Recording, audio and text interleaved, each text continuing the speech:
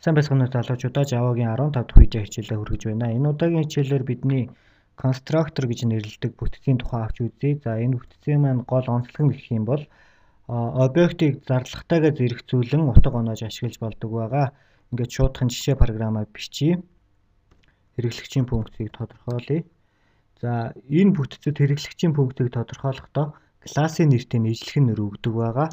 Иймээс бид нэр энэ tools гэсэн нэрийг өгье. За түрүүчийн хичээл дээр үтсэн жишээ програмуудтай ойролцоо жишээ бичиж гаднаас цалин орж ирнэ. Бид нэр татварын дараах үлдэгдэл цалин хэвлэх програмыг бичиж.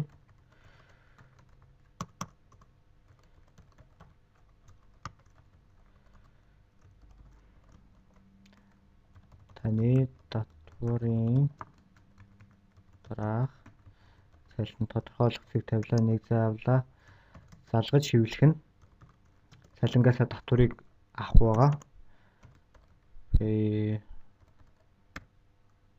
Payroll-оос гасах нь татвараа хаснаа. Татвар маань 10%. За үндсэн класс руугаа шилжиж объектоо зарлая. За объект 1 чи. За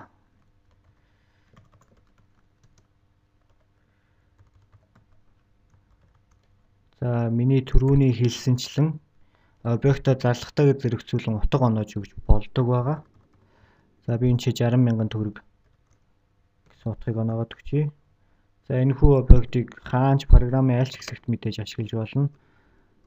За би объект 2 гэдэг. За энэ ч магадгүй 100,000 төгрөгийг оноогоод өгчий. Програмаа ажилуулъя.